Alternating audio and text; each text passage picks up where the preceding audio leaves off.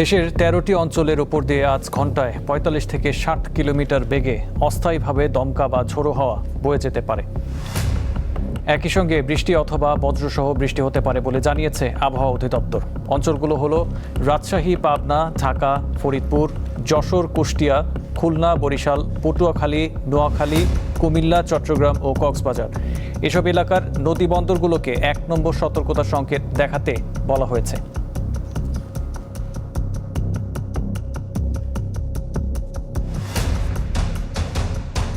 সুনামগঞ্জে পাহাড়ি ঢল আর বন্যার পর নতুন আতঙ্ক আফাল বা ঢেউ।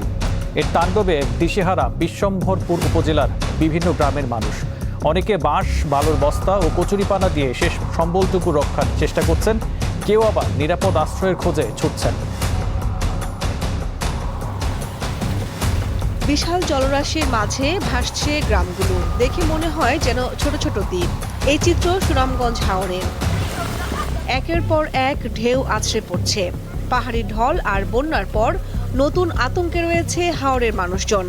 স্থানীয়রা এমন দুর্যোগের নাম দিয়েছে আফাল। উত্তাল ঢেউয়ের তাণ্ডবে বসতভিটা, রাস্তাঘাট ও গ্রামীণ জনপদের ব্যাপক ক্ষতি হয়। বাতাসের বেগে হাওরের জলরাশিতে তৈরি হওয়া ঢেউয়ে পাড়ের মাটি ক্ষয়ে যায়, সেই সাথে ভেঙে পড়ে কাঁচা ঘরবাড়ি ও বাঁধ, তলিয়ে যায় বিস্তীর্ণ এলাকা। বর্তমানে এই ঢেউয়ে আমরা একবারে গদুয়া নিতেছি গিয়া। বর্তমানে যে ঢেউ আসে না, ঢেউ আইসা তোমার এই কুল্লা দিয়ে বর্তমানে সুতে আইয়া তোমার বাড়ি ভাঙ্গে ভাঙ্গিয়া মাটি যাইতেছে, ওয়াল এরা মানে আমরা দিতেছি কিন্তু ওয়াল টিকে না। ফাঁক উঠলে পরে মাটির কোনটি লান খাটতে নেগা, খাটতে নিলে পরে বাড়ি ঘর আপনার ওয়াল চাল সব বাইবার ডাব্বা ফুরে জায়গা।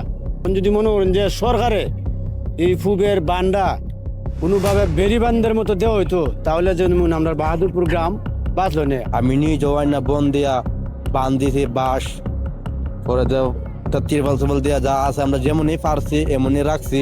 এই তো বানে তোখানে বাড়ি ভাঙিয়ে নিছে গা, এখন আমরা এই বন টন দিয়েও তো আমরা রাখতে পারি না। আমরা কিচ্ছু চাই না, আমরা শুধু বেরিবান চাই। আমরা চাও বাচ্চা কেমনে টেকায় রাখতাম, এটাই আমরা ব্যবস্থা চাই। হাওর পাড়ের গ্রামগুলোকে আফালের হাত থেকে রক্ষায় কাজ করছে পানি উন্নয়ন বোর্ড। অস্থায়ী প্রতিরক্ষামূলক কাজ বাস্তবায়ন করছি এবং আমরা বিভিন্ন জায়গায় সার্বক্ষণিক নজরদারি রাখছি এবং কোনো জায়গায় যদি মানে গুরুত্বপূর্ণ স্থাপনা ক্ষতিগ্রস্ত হয় সেক্ষেত্রে আমরা জরুরি অস্থায়ী প্রতিরক্ষামূলক কাজের ব্যবস্থা গ্রহণ করছি। আফালের আঘাতে ভাঙনের মুখে পড়লে তাৎক্ষণিকভাবে বালির বস্তা ও জিও ব্যাগ ফেলে ভাঙন ঠেকানো হয়। চলতি বর্ষা মৌসুমে সুনামগঞ্জের হাওড়াঞ্চলে আফালের আঘাতে ব্যাপক ক্ষয়ক্ষতি হয়েছে, যার ফলে হাজার কোটি টাকার বড় ফসল হানি ঘটেছে এবং হাওর পাড়ের বহু ঘরবাড়ি ও রাস্তাঘাট নদীগর্ভে বিলীন হয়েছে। তাই স্থানীয়দের দাবি, আফালের হাত থেকে হাওরবাসীকে রক্ষায় দ্রুত দীর্ঘস্থায়ী পরিকল্পনা গ্রহণ করা হোক। কামরুন নাহার, দীপ্ত, বার্তাকক্ষ। ভারী বৃষ্টিতে চট্টগ্রাম নগরীর বিভিন্ন এলাকায় তৈরি হয়েছে জলাবদ্ধতা। এতে চরম দুর্ভোগে পড়েছেন নগরবাসী। গত রাত থেকে শুরু হয় ভারী বর্ষণ। এতে তলিয়ে যায় নগরীর চকবাজার, কাতালগঞ্জ, আগ্রাবাদ, মুরাদপুর, ষোলশহর ও বাকুলিয়া সহ বেশ কিছু সড়ক। দোকানপাটে পানি প্রবেশ করায় ক্ষতির মুখে পড়েন ব্যবসায়ীরা। অফিসগামী মানুষ ও শিক্ষার্থীরা সকালে বাসা থেকে বের হয়ে দুর্ভোগে পড়েন। কোনো কোনো জায়গায় হাঁটু সমান পানি উঠে যাওয়ায় যানবাহন চলাচল ব্যাহত হয়। মৌসুমী নিম্নচাপের কারণে উপকূলীয় জেলায় বৈরী আবহাওয়া বিরাজ করছে। কক্সবাজার থেকে যুক্ত আছেন আমাদের সহকর্মী হারুনুর রশিদ। চলে যাচ্ছি তার কাছে। হারুন, সৈকতে পর্যটকদের নিরাপত্তায় কি ধরনের ব্যবস্থা নেওয়া হয়েছে? আপনি জানেন যে গতকাল থেকে কক্সবাজারে ভারী বর্ষণ হচ্ছে। কারণ হলো কক্সবাজারের বঙ্গোপসাগর উপকূল দক্ষিণ পশ্চিমাঞ্চল এবং উপকূলীয় এলাকায় একটি সৃষ্ট লঘুচাপের কারণে এই ভারী বর্ষণটা হচ্ছে এবং সেই লঘুচাপটি আস্তে আস্তে নিম্নচাপে রূপান্তর হচ্ছে বলে আবহাওয়া অধিদপ্তর থেকে জানানো হয়েছে। আর আবহাওয়া অধিদপ্তর আরো জানিয়েছেন যে কক্সবাজারে ভারী বর্ষণে পাহাড় ধসের সংখ্যা রয়েছে এবং যেহেতু এই লঘুচাপের কারণে কক্সবাজারের যে সমুদ্র এলাকা এবং বড় বড় ঢেউ আশ্রয় পড়ছে, উপকূলে বেড়িবাঁধ গুলো ভেঙে যাচ্ছে এবং কয়েক ফুট উচ্চতায় এখন ঢেউ গুলো আশ্রয় পড়ছে। এই লঘুচাপটি যদি আরো বেশি অব্যাহত থাকে, এ ধরনের বাতাস এবং জড়ো অব্যাহত থাকলে তাহলে কক্সবাজার উপকূল এলাকা বেড়িবাঁধ গুলো ভেঙে যেতে পারে এবং লোকালয় যেগুলো আছে নিম্নান্ত সেগুলো প্রভাবিত হওয়ার সম্ভাবনা আছে।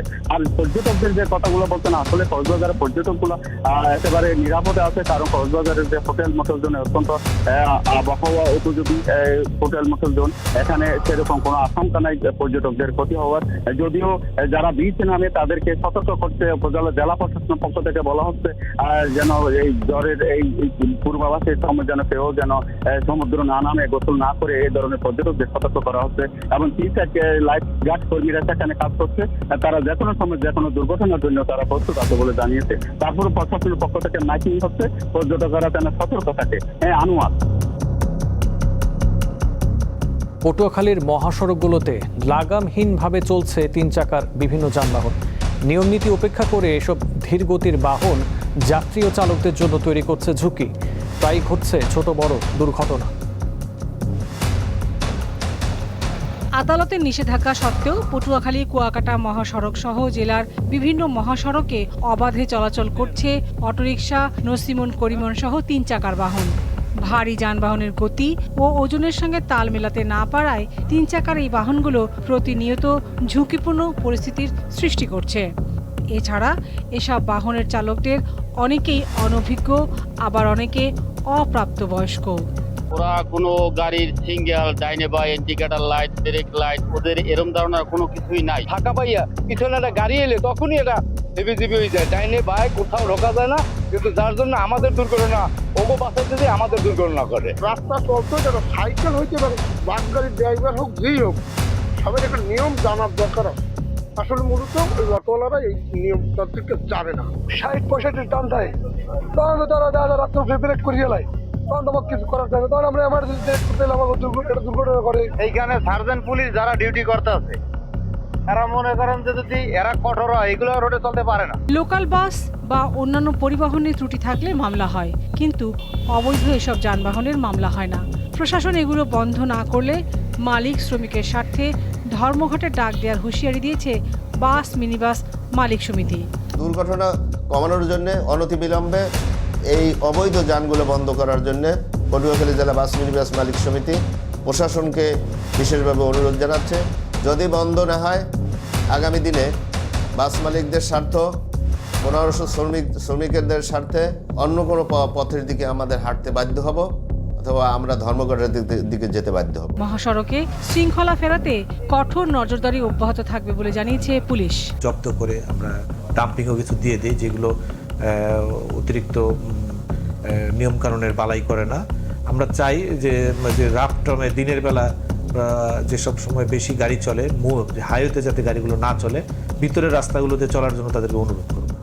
লাবণী গুহ, দীপ্ত সংবাদ।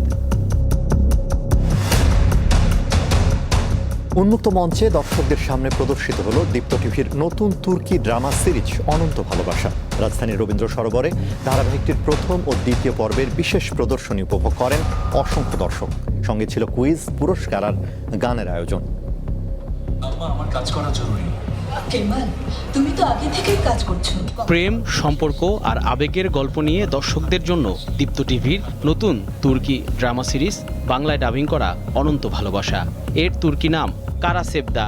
রোমান্টিক গল্পের এই ধারাবাহিকের মূল বিষয়বস্তু হল শ্রেণীগত বৈষম্যের মধ্যে জন্ম নেওয়া এক গভীর কিন্তু করুণ প্রেম। একটা অদৃশ্য দেয়াল তৈরি করে রাখো কেমাল, মানে কথা বলার সময় তুমি একটা দূরত্ব তৈরি করে রাখো। রবিবার রাতে রাজধানীর ধানমন্ডির রবীন্দ্র সরোবরের উন্মুক্ত মঞ্চে নাটকটির বিশেষ প্রদর্শনী দেখতে ভিড় করেন অসংখ্য দর্শক। কোনো খবর আসেনি, তার মানে আশা করে লাভ নেই। বড় পর্দায় ধারাবাহিকটির প্রথম ও দ্বিতীয় পর্ব উপভোগ করেন উপস্থিত দর্শকরা। গল্পের নিখুঁত গাঁথুনি আর চরিত্রগুলোর অভিনয়ে মুগ্ধ হয়ে সময় কাটান তারা। অনেক ভালো লেগেছিল নাটকটা, ফুল তো দেখা হয় নাই, নিশ্চয়ই দেখবো। আগে সুলতান সুলেমানের অনেক বড় ফ্যান ছিলাম, তো রিসেন্টলি এটা আসলো নাম অনন্ত ভালোবাসা, তো ভালোই লাগতেছে। প্রথম 2 পর্ব দেখলাম। স্টোরিটা খুবই সুন্দর এবং খুব সুন্দরভাবে উপস্থাপন করা হয়েছে জিনিসগুলো। নাটক দেখার পাশাপাশি প্রদর্শনীর ফাঁকে দর্শকদের জন্য ছিল বিশেষ কুইজের আয়োজন। ধারাবাহিকটি থেকে করা প্রশ্নের সঠিক উত্তর দিয়ে পুরস্কার জিতে নেন কয়েকজন সৌভাগ্যবান দর্শক। এমন আবহের সঙ্গে গানের তালে তালে আনন্দে মেতে ওঠেন উপস্থিত দর্শকরা। দর্শকদের এমন সাড়ায় উচ্ছ্বাস প্রকাশ করেন অনন্ত ভালোবাসার কণ্ঠাভিনেতারা। দর্শকের যে রেসপন্স, প্রত্যেকটা সিনের পরপরই দর্শকের হর্ষধ্বনি বা দর্শকের হাসি মুখ বা কষ্টকর মুখ বা উৎসুক চোখগুলো, এগুলো ভীষণ উৎসাহ জাগিয়েছে। অনন্ত ভালোবাসার মধ্যে দেখার মতো অনেক কিছুই আছে এবং ভিন্ন ধর্মী একটা আমাদের ভালোবাসার গল্প, যেটা আমাদের মধ্যে অনেকের মধ্যেই আছে, যেটা আমরা অনেকে প্রকাশ করি না। বিশ্বজুড়ে দর্শকপ্রিয় হওয়া তুর্কি ড্রামা সিরিজ অনন্ত ভালোবাসা 15 আগস্ট থেকে প্রচার শুরু হয়েছে দীপ্ত টিভিতে। শনিবার থেকে বৃহস্পতিবার প্রতিদিন রাত 8:30টায় দীপ্ত টিভি, দীপ্ত প্লে এবং দীপ্ত টিভির ডিজিটাল প্ল্যাটফর্মে দেখা যাচ্ছে ধারাবাহিকটি। জহিরুল মোহসান, দীপ্ত সংবাদ, ঢাকা। সংবিধান থেকে প্রশাসন, বিচার বিভাগ থেকে নির্বাচন ব্যবস্থা বদলের প্রত্যাশা ছিল জুলাই পরবর্তী বাংলাদেশে। তারেক রহমান সরকারের 6 মাসে রাষ্ট্রের সংস্কার কত দূরে গিয়েছে? জুলাই গণ অভ্যুত্থানের পর রাষ্ট্র কাঠামোগত পরিবর্তনের দাবি সামনে আসে। এটি হয়ে ওঠে রাজনীতির অন্যতম প্রধান আলোচ্য বিষয়। ক্ষমতার পালাবদলের পর নতুন সরকারের কাছে স্বাভাবিকভাবেই প্রত্যাশা ছিল কিছুটা বেশি। সরকারেরও জবাবদিহিমূলক রাষ্ট্র গঠনের প্রতিশ্রুতি ছিল। বিএনপির 31 দফাতেও ছিল রাষ্ট্র সংস্কারের বিস্তারিত রূপরেখা। সরকারের 6 মাসের মূল্যায়নে সংস্কার, জবাবদিহি, প্রশাসনিক স্বচ্ছতা, অর্থনৈতিক স্থিতিশীলতা ও সামাজিক নিরাপত্তাকে অগ্রাধিকার দেওয়ার কথা বলা হচ্ছে। দলটির দাবি, প্রথম 6 মাসে তাদের নির্বাচনী ইশতেহার ও ঘোষিত কর্মসূচির অধিকাংশ অর্জিত হয়েছে। তবে ভিন্নমত রাজনীতি বিশ্লেষকদের। সংবিধান সংশোধন কিংবা জুলাই সনদের মতো মৌলিক কাঠামোগত সংস্কারে দৃশ্যমান কোনো অগ্রগতি নেই বলছেন তারা। সংবিধানের 70 অনুচ্ছেদের একটা পরিবর্তন আনা যেত। প্রেসিডেন্টকে একটু ক্ষমতা দেওয়া, বিভিন্ন রাষ্ট্রীয় গুরুত্বপূর্ণ প্রতিষ্ঠানে নিয়োগের ক্ষেত্রে, তারপরে ধরেন প্রধানমন্ত্রীর মেয়াদকে 2 মেয়াদের মধ্যে সীমাবদ্ধ রাখা, তারপরে ধরেন এই যে একই ব্যক্তি দলের নেতা, প্রধানমন্ত্রী আবার সংসদ নেতা, এই প্রভিশনটাও তো করা যেত। প্রথম 6 মাসে রাষ্ট্র সংস্কারে বড় ধরনের কাঠামোগত পরিবর্তনের চেয়ে প্রশাসনিক ভিত্তি তৈরি ও প্রাতিষ্ঠানিক রদবদলের উপর বেশি জোর দিয়েছে, এমনটিই বলছেন টিআইবির নির্বাহী পরিচালক ডক্টর ইফতেখারুজ্জামান। বিচার বিভাগের স্বাধীনতা, সেক্ষেত্রে একাধিক অধ্যাদেশ ছিল, বা জাতীয় মানবাধিকার কমিশন, দুর্নীতি কমিশন, তথ্য কমিশন, এই ধরনের বিষয়গুলো কিন্তু যেটা হয়েছে সরকার হয় স্থগিত রেখেছে অথবা বাতিল করা হয়েছে। এছাড়া মৌলিক বিষয় উপেক্ষা করে জাতীয় মানবাধিকার কমিশন আইন 2026 এবং গুম প্রতিরোধ আইনের খসড়া মন্ত্রী পরিষদের নীতিগত অনুমোদিত হওয়ায় উদ্বেগ প্রকাশ করেন তিনি। বাংলাদেশে ব্যাপক মানবাধিকার হরণের জন্য যারা দায়ী, যে সংস্থাগুলো, তাদেরকে সুরক্ষা দেওয়ার জন্য বেশ কিছু ধারা এই দুটো আইনের মধ্যে আছে, যে একটি বাস্তবে সেই যারা অধিকার লঙ্ঘনকারী সংস্থা বা তাদের এক শ্রেণীর অসাধু কর্মকর্তা, তাদেরকে জবাবদিহিতার আওতায় আনার থেকে ঊর্ধ্বে রাখার জন্য সেগুলো করা হয়েছে। 31 দফার বাস্তবায়ন ও নির্বাচনী অঙ্গীকারের প্রতি শ্রদ্ধাশীল হওয়ার পরামর্শ বিশেষজ্ঞদের। নির্বাচনের আগে রাষ্ট্র সংস্কার ছিল বর্তমান সরকারের সবচেয়ে বড় প্রতিশ্রুতি। 6 মাসে সরকারকে তাই দুটি বড় বাস্তবতার মুখোমুখি হতে হচ্ছে। একদিকে অর্থনীতি ও জনকল্যাণে কিছু দৃশ্যমান উদ্যোগ, অন্যদিকে রাষ্ট্রের মৌলিক কাঠামো বদলের ক্ষেত্রে এখনও থেকে গেছে বড় প্রশ্ন। আগামী দিনের চ্যালেঞ্জ এখন, সংস্কার কি রাজনৈতিক সমঝোতার পথে এগোবে, নাকি দলীয় স্বার্থ এবং রাজনৈতিক বিরোধিতার মুখে আটকে যাবে? শিউলি শবনম, দীপ্ত সংবাদ, ঢাকা। ফ্যাসিবাদ পরবর্তী ধ্বংসস্তূপ থেকে রাষ্ট্র, অর্থনীতি ও বিভিন্ন গুরুত্বপূর্ণ খাত পুনর্গঠনে বর্তমান সরকার উদ্যোগ নিয়েছে। সরকারের 6 মাস পূর্তি উপলক্ষে দুপুরে প্রধানমন্ত্রীর উপদেষ্টা মাহাদি আমিন এ কথা বলেন। 16 বছরের ফ্যাসিবাদের দীর্ঘ সময় যে ধ্বংসস্তূপ করা হয়েছিল, এমন একটা রাষ্ট্র কাঠামো রেখে গিয়েছিল যেটা সম্পূর্ণ ভেঙে গিয়েছে। সরকারের এই 6 মাসে সবচাইতে যেটা ডিফারেন্ট একটা বিষয় চোখে পড়ার মতন, সেটা হচ্ছে নির্বাচনী ইশতেহারকে ধারণ করে সেখানকার প্রতিটি প্রতিশ্রুতি বাস্তবায়নের জন্য অবিরত কাজ করে চলেছে। আমরা দেখেছি ভোট প্রদানের পর হাতের কালি শুকানোর আগেই নির্বাচনী ইশতেহারের কর্মসূচি বাস্তবায়ন শুরু হয়েছিল। মন্ত্রিসভার প্রথম যে বৈঠক, সেখানে অত্যন্ত স্বল্প সময়ের ভিতর সবার আগে যে নীতিটি কার্যকর করা হয়েছিল, সেটি হচ্ছে কৃষক ভাইদের জন্য 10,000 টাকা পর্যন্ত সুদসহ ঋণ মওকুফ করা। প্রথম মন্ত্রিসভার বৈঠকে সেই অনুমোদিত সিদ্ধান্তের প্রেক্ষিতে প্রায় 13 লক্ষ কৃষক পরিবার সরাসরি সেই সুবিধা পেয়েছিলেন। জনগণের সে আস্থা এবং বিশ্বাসকে ধারণ করেই বর্তমানে আমাদের যে সরকার, সেটি বারবার জনগণের প্রতি, দেশের মানুষের প্রতি দায়িত্ব এবং দায়বদ্ধতা নিয়ে গিয়ে চলেছে।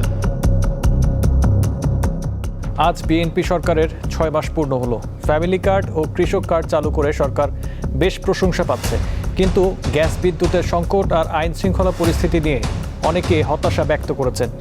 অর্থমন্ত্রী আমির খসরু মাহমুদ চৌধুরী বলেছেন, জনগণের প্রত্যাশা পুরোপুরি পূরণ না হলেও সরকার সাফল্যের সঙ্গে এগোচ্ছে। ঠিক 6 মাস আগে প্রতিশ্রুতি পূরণের প্রত্যাশা নিয়ে রাষ্ট্র ক্ষমতায় আসে বিএনপি। এই 6 মাসে অর্থনীতি, বাজার ব্যবস্থা, সামাজিক নিরাপত্তা ও প্রশাসনের নানা উদ্যোগ নিয়েছে সরকার। কিন্তু প্রশ্ন, এইসব উদ্যোগে ঠিক কতটা বদলেছে সাধারণ মানুষের জীবন? জুলাইয়ের আগে যে আইন শৃঙ্খলা পরিস্থিতি এখনো পর্যন্ত ওইটাই রয়ে গেল, মানে কোনো পরিবর্তন হয় নাই। মানুষের কোনো জনজীবনের কোনো নিরাপত্তা নেই। বিদ্যুতের জন্য মানুষ অসন্তুষ্ট, আর কিছুই না। এটা যদি সঠিকভাবে দিতে পারতো তাহলে মনে হয় মোটামুটি ভালোই ছিল। পেঁয়াজের দাম ছিল 80 টাকা, 90 টাকা, 100 টাকা ফুট করে হয়ে যেত, কিন্তু এখন 40 টাকা, 30 টাকা, 50 টাকার ভিতরে আছে। প্রতিটা খাতে যদি সরকার সিন্ডিকেটটা ভাঙতে পারে, তাহলে অবশ্যই সরকার, আশা করি বাংলাদেশের মানুষের আস্থা ভরসার আলো হয়ে থাকতে পারবে। এই সরকারের কাছে আমার অনুরোধ থাকবে, তারা যেন একটু তদারকি করে মানুষকে 4টা ডাল ভাত খাওয়ার ব্যবস্থা করার জন্য। জনগণের প্রত্যাশা পূরণে প্রধানমন্ত্রী তারেক রহমানের সরকার কতটা কার্যকর ভূমিকা রাখছে? সংকট মোকাবেলায় কি পদক্ষেপ নিচ্ছেন ক্ষমতাসীনরা? এমন প্রশ্ন ছিল অর্থমন্ত্রীর কাছে।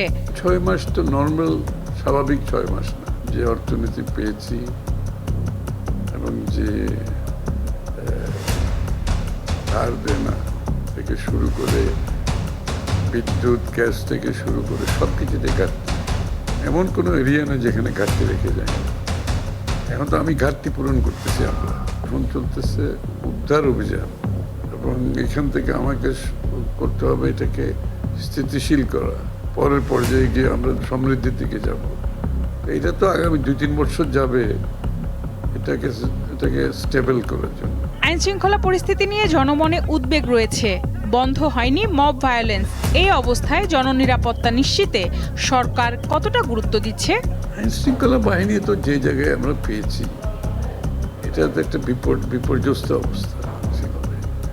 প্রথমে আগে আইন শৃঙ্খলা বাহিনী যারা আছে এটাকে সঠিক জায়গায় নিয়ে যেতে না পারলে সেইটার সুফল পাওয়া যাবে না। যারা গণতান্ত্রিক রাজনীতির নামে একটা অস্থিরতা সৃষ্টি করে, আসলে বিশৃঙ্খলা সৃষ্টি করে দেশের উন্নয়নকে বাধাগ্রস্ত করছে। তারা দেখতে পাচ্ছে পরিষ্কারভাবে আমরা একটা বড় উন্নয়নের দিকে যাচ্ছি, এটাকে বাধাগ্রস্ত তারা করতে চাইবে, এবং এটা যদি রাজনীতি তারা মনে করে তাহলে দুঃখজনক। সামনের দিনগুলোতে ইতিবাচক পরিবর্তন আসবে বলে আশা করেন সরকারের গুরুত্বপূর্ণ এই মন্ত্রী। প্রত্যাশার 6 মাসও তার পূরণ হবে না, কিন্তু অগ্রগতি হচ্ছে। সঞ্জিতা প্লাবনী, দীপ্ত সংবাদ, ঢাকা। শেখ হাসিনাকে ফিরিয়ে আনতে প্রয়োজনীয় আইনি প্রক্রিয়া শুরু হয়েছে বলে জানালেন আন্তর্জাতিক অপরাধ ট্রাইব্যুনালের চিফ প্রসিকিউটর আমিনুল ইসলাম। আজ সাংবাদিকদের তিনি বলেন, শেখ হাসিনা ভারতে কোন স্ট্যাটাসে আছেন বাংলাদেশ তা জানে না। আমরা আইনি লড়াই করে আনার জন্যই তো ইতিমধ্যে বাংলাদেশ সরকার ভারত সরকারের কাছে তারা আবেদন করেছে। যে আবেদনটা করেছে শেখ হাসিনাকে প্রত্যর্পণ করার জন্য, যে আবেদন, এটা একটি আইনি প্রক্রিয়া। সেই আইনি প্রক্রিয়ার মধ্য দিয়ে তাকে আনার জন্য বাংলাদেশ সরকার প্রয়োজনীয় পদক্ষেপ নিয়েছে। জুলাইয়ের মানবতা বিরোধী অপরাধের মামলায় কার্যক্রম নিষিদ্ধ আওয়ামী লীগের সাধারণ সম্পাদক ওবায়দুল কাদের সহ 7 আসামির বিচার শেষ হয়েছে। মামলাটি এখন রায়ের জন্য অপেক্ষমান রেখেছে ট্রাইব্যুনাল। আসামিদের সর্বোচ্চ শাস্তি প্রত্যাশা করছে প্রসিকিউশন। জুলাই গণ অভ্যুত্থান ঘিরে সংঘটিত হত্যাকাণ্ডের ঘটনায় আন্তর্জাতিক অপরাধ ট্রাইব্যুনালে বেশ কয়েকটি মামলার বিচার চলছে। ক্ষমতাচ্যুত প্রধানমন্ত্রী শেখ হাসিনা, তার মন্ত্রিসভার সদস্য, আইন শৃঙ্খলা রক্ষাকারী বাহিনীর সদস্য এবং কার্যক্রম নিষিদ্ধ আওয়ামী লীগের বেশ কয়েকজন নেতা মানবতা বিরোধী অপরাধে অভিযুক্ত। এরই মধ্যে 6টি মামলার বিচার শেষ হয়েছে। সোমবার আন্তর্জাতিক অপরাধ ট্রাইব্যুনাল 2-এ আরেকটি মামলার বিচার কার্যক্রম শেষ হয়েছে। এতে আসামি 7 জন। তারা হলেন আওয়ামী লীগ নেতা ওবায়দুল কাদের, বাহাউদ্দিন নাসিম, মোহাম্মদ এ আরাফাত, যুবলীগ নেতা ফজলে শামস পরশ ও মাইনুল হোসেন খান নিখিল এবং ছাত্রলীগ নেতা সাদ্দাম হোসেন ও ওয়ালি আসিফ ইনান। আসামিরা সবাই পলাতক। আমরা দেখিয়েছি যে আন্দোলনকারীদের হাতে ছিল ইট, আন্দোলনকারীদের হাতে ছিল লাঠি। তার এগেইনস্টে আপনি লেথাল ওয়েপন ব্যবহার করে গুলি করে মগজ উড়িয়ে দিবেন, এটা কখনোই প্রপোর্শনেট হতে পারে না। প্রত্যেকটি স্পটেই এই হত্যাকাণ্ড হয়েছে, যার থেকে আমরা ট্রাইব্যুনালে আর্গুমেন্ট করেছি যে এটা হলো ওয়াইড স্প্রেড অ্যান্ড সিস্টেম্যাটিক অ্যাটাকের উৎকৃষ্ট একটি উদাহরণ। আমরা আজকে এই আর্গুমেন্টটাই করেছি যে এই সকল আসামি সর্বোচ্চ শাস্তি পাওয়ার যোগ্য। রাষ্ট্র নিযুক্ত আসামি পক্ষের আইনজীবীরা অভিযুক্তদের নির্দোষ দাবি করে খালাস প্রত্যাশা করেছেন। আসামিদের পক্ষে আমার আর্গুমেন্ট হচ্ছে যে আমার আসামিদের বিরুদ্ধে আনা যত এলিগেশন সব প্রসিকিউশন বিয়ন্ড রিজনেবল ডাউট পর্যন্ত প্রমাণ করতে পারেনি। কোন সাক্ষী আমাদের এই তিনজন আসামিকে ওয়াহিদুল কাদের, আরাফাত, বাহাউদ্দিন নাসিমকে কানেক্ট করেন, তাহলে আমরা আশা করতে পারি তাদের বিরুদ্ধে কোনো অভিযোগ হত্যা মানে অ্যাট্রোসিটি যেটা বলা হয় আপনাদের ট্রাইব্যুনালের ভাষায় হরর ইত্যাদি প্রমাণিত হয়নি। আমি আশা করতেছি খালাস পাওয়ার যোগ্য। এদিকে জুলাই গণ অভ্যুত্থানে উস্কানিমূলক বক্তব্য দেওয়ার অভিযোগে সাংবাদিক শ্যামল দত্ত, মোজাম্মেল বাবু ও ফারজানা রূপাকে ট্রাইব্যুনালে হাজির করার নির্দেশ দিয়েছে আন্তর্জাতিক অপরাধ ট্রাইব্যুনাল 2। তৎকালীন প্রধানমন্ত্রী শেখ হাসিনার গণভবনের একটা সংবাদ সম্মেলনে কয়েকজন সাংবাদিক তাকে প্রশ্ন করার নামে কিছু উস্কানিমূলক বক্তব্য দিয়েছিলেন, যে বক্তব্যের প্রেক্ষিতে শেখ হাসিনা আন্দোলনকারীদেরকে রাজাকারের বাচ্চা বলেছিলেন, রাজাকারের নাতিপুতি বলেছিলেন। এই ঘটনার প্রেক্ষিতে আজকে 3 জন ব্যক্তির বিরুদ্ধে প্রোডাকশন ওয়ারেন্ট চাওয়া হয়েছে, যারা বিভিন্ন মামলায় গ্রেফতার ছিলেন। মাহিদুর রহমান, দীপ্ত সংবাদ, ঢাকা। শেখ হাসিনাকে ফিরিয়ে আনতে প্রয়োজনীয় আইনি প্রক্রিয়া শুরু হয়েছে বলে জানালেন আন্তর্জাতিক অপরাধ ট্রাইব্যুনালের চিফ প্রসিকিউটর আমিনুল ইসলাম। আজ সাংবাদিকদের তিনি বলেন, শেখ হাসিনা ভারতে কোন স্ট্যাটাসে আছেন বাংলাদেশ তা জানে না। আমরা আইনি লড়াই করে আনার জন্যই তো ইতিমধ্যে বাংলাদেশ সরকার ভারত সরকারের কাছে তারা আবেদন করেছে। যে আবেদনটা করেছে শেখ হাসিনাকে প্রত্যার্পণ করার জন্য যে আবেদন, এটা একটি আইনি প্রক্রিয়া। সেই আইনি প্রক্রিয়ার মধ্য দিয়ে তাকে আনার জন্য বাংলাদেশ সরকার প্রয়োজনীয় পদক্ষেপ নিয়েছে। ব্যাটারি চালিত রিকশাকে রেজিস্ট্রেশনের আওতায় আনা হচ্ছে, তবে নিবন্ধন পেতে এসব রিকশাকে সৌর বিদ্যুতের মাধ্যমে রিচার্জ করতে হবে বলে জানিয়েছেন স্থানীয় সরকার, পল্লী উন্নয়ন ও সমবায় প্রতিমন্ত্রী মীর শাহ আলম। সোমবার সচিবালয়ে সাংবাদিকদের প্রশ্নের উত্তরে এসব কথা জানান তিনি। আরও বলেন, ঢাকা সিটিতে 8টি আলাদা জোনে আলাদা রঙে চলাচল করবে এসব রিকশা। এক জোনের রিকশা অন্য জোনে যেতে পারবে না। এসব ই রিকশার নিবন্ধন বিআরটিএ দেবে না, সিটি কর্পোরেশন ও পৌরসভা থেকে নিতে হবে। মন্ত্রী জানান, বিধিমালায় নিবন্ধন ও নবায়ন ফি এবং অন্যান্য শর্ত নির্ধারণ করা হবে। 330টি পৌরসভা এবং সারা বাংলাদেশের সমস্ত উপজেলাতেই তারা রেজিস্ট্রেশনের আওতায় আসবে, আইনের আওতায় আসবে এবং নবায়নের আওতায় আসবে। অটোরিকশাটা বিধিমালাটা হবে তো আগে, বিধিমালাটা হলে বিধিমালা সিটি কর্পোরেশনকে দিলে তখন তো তারা আইনগতভাবে কার্যকরী তারা যেতে পারবে। বাংলাদেশে আল কায়েদার তৎপরতা নিয়ে জাতিসংঘের রিপোর্ট অনুমান নির্ভর বলে মন্তব্য করেছেন স্বরাষ্ট্রমন্ত্রী সালাউদ্দিন আহমদ। এজন্য বিষয়টি সরকার আমলে নিচ্ছে না। দুপুরে সচিবালয়ের সাংবাদিকদের এক প্রশ্নের উত্তরে স্বরাষ্ট্রমন্ত্রী জানান, প্রতিবেদনটি তিনি পড়েননি, তবে পত্রিকার মাধ্যমে জেনেছেন। সরকারের 180 দিনে আইন শৃঙ্খলা পরিস্থিতির উন্নতি হয়েছে উল্লেখ করে তিনি বলেন, জনপ্রত্যাশা পুরোপুরি পূরণের জন্য আরেকটু সময় প্রয়োজন। জ্বালানি সংকট মোকাবেলায় সরকার কাজ করছে বলেও জানান স্বরাষ্ট্রমন্ত্রী।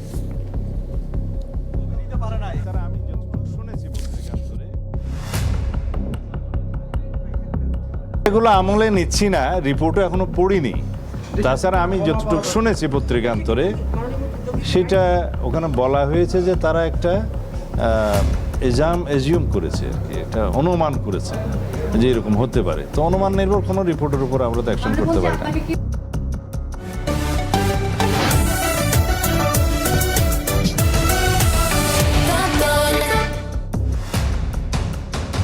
এবার একটি বিশেষ ব্র্যান্ড আপডেট।